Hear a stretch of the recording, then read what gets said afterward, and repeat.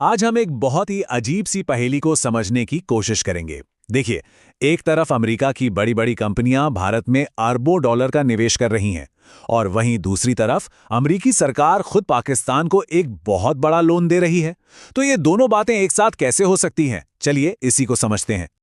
तो देखिए यहाँ पर तस्वीर एकदम साफ है। अमेरिका का जो प्राइवेट सेक्टर है, मतलब अमेज़न, गूगल जैसी कंपनियां, वो अपना पैसा और अपना भविष्य भारत में देख रहा है।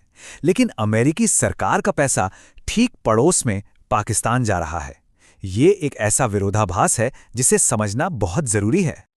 और हम छोटी मोटी रकम की बात नहीं कर रहे हैं, बात हो रही है पूरे 1.25 अरब डॉलर की।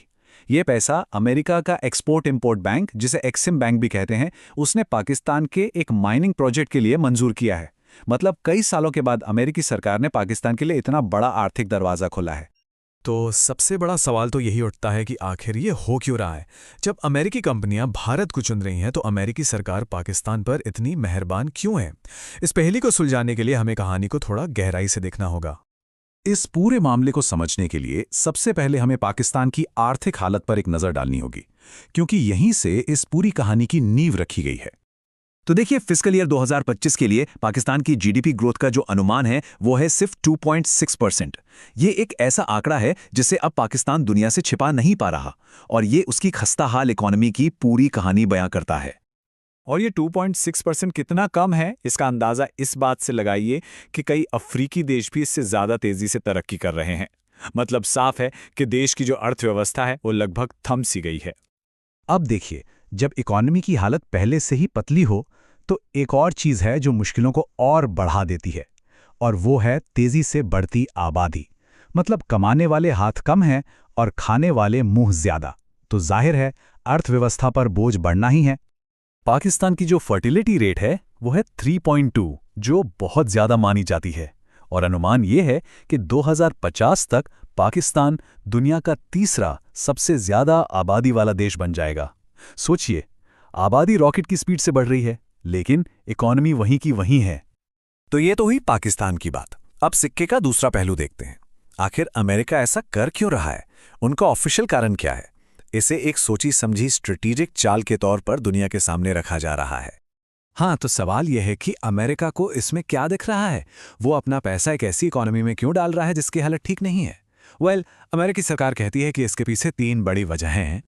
इस पूरी डील के सेंटर में एक चीज है, क्रिटिकल मिनरल्स। अब ये क्या होते हैं? देखिए, ये वो खनिज हैं जिनके बिना आज की दुनिया चल ही नहीं सकती। आपके फोन, लैपटॉप, डिफेंस का सामान, सब कुछ इन्हीं पर निर्भर है। और बड़ी दिक्कत यह है कि आज इन पर चीन का दबदबा है, तो अमेरिका चाहता है कि चीन पर उसकी ये निर्भरता कम हो, और इसीलिए वो पाकिस्तान को एक नए सोर्स के तौर पर देख रहा है। ये एक बहुत बड़ा जियोपॉलिटिकल दाव है। तो ऑफिशियली अमेरिका के 3 मेन गोल्स हैं।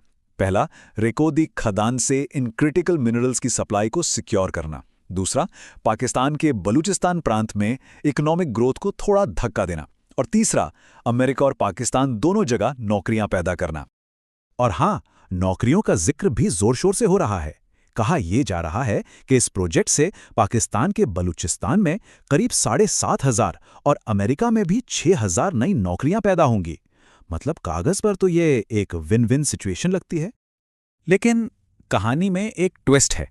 क्या ये जो ऑफिशियल वजहें बताई जा रही हैं वही असली कहानी है, या फिर इसके पीछे कुछ और ही चल रहा है? सोर्स की माने तो असली कहानी का कनेक्शन सीधा एक इंसान से है, डोनाल्ड ट्रंप। और ये बात समझना बहुत जरूरी है। ये कोई अमेरिका की स्टैंडर्ड फॉरेन पॉलिसी नहीं है। ऐसा नहीं है कि स्टेट डिपार्टमेंट या पेंटागन ने मिलकर यह फैसला लिया हो। नहीं, सोर्स के मुताबिक ये एक ट्रंप स्पेसिफिक चीज है।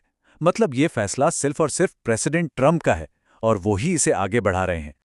तो फिर ये काम कैसे कर रहा है? सोर्स का कहना है कि ये पूरा खेल तारीफ का है। जब पाकिस्तान की तरफ से पब्लिक में ये कहा जाता है कि डोनाल्ड ट्रंप ने तो एक न्यूक्लियर वॉर रोक दी, तो इस तरह की बातों का राष्ट्रपति पर सीधा असर होता है, और यही असर फिर पॉलिसी बनकर सामने आता है। तो आप पैटर्न देख रहे हैं।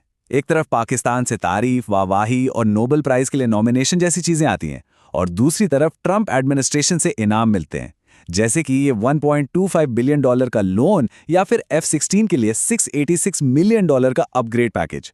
मतलब एक हाथ से तारीफ दो, दूसरे हाथ से फायदा लो। तो अब तक हमने कहानी के सारे हिस्से देख लिए। अब इन सब को जोड़कर देखते हैं और समझते हैं कि ये निवेश एक बहुत बड़ा और बहुत रिस्की जुआ क्यों है? देखिए, इस डील में खतरे ही खतरे हैं। सबसे पहला और बड़ा खतरा, ये प्रोजेक्ट बलूचिस्तान में है, एक ऐसा इलाका जहां सालों से एक हिंसक अलगाववादी आंदोलन चल रहा है। दूसरा, इस बात की कोई गारंटी नहीं है कि जमीन के नीचे उतने मिनरल्स हैं भी या नहीं जितना सोचा जा रहा है। और तीसरा, अमेरिकी टैक्स पेयर्स का जो पैसा इसमें लग रहा है वो वापस आएगा भी या नहीं, कौन जानता है। ये सच में एक बहुत बड़ा दांव है। तो बॉटम लाइन क्या है? बॉटम लाइन ये है कि ये कोई सेफ, सोचा समझा फाइनेंशियल इन्वेस्टमेंट नहीं है। ये एक जियोपॉलिटिकल दाव है, एक बड़ा दाव। और आखिर में सवाल बस यही रह जाता है, क्या ये जियोपॉलिटिकल जुआ काम कर जाएगा या फिर ये एक और महंगी गलती साबित होगा? खैर, इसका जवाब तो हमें आने वाला वक्त ही देगा। यूपीएससी से संबंधित करंट अफेयर्स के लिए करंट अफेयर्स डिस्कशन को सब्सक्राइब करें।